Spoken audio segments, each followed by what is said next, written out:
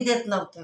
मग नंतर हे अमृत ज्यूस आलं, 1 महिना तो रेग्युलर घेतोय आणि कोमट पाण्यात पितो, सकाळचं अंगाला वगैरे लावतो.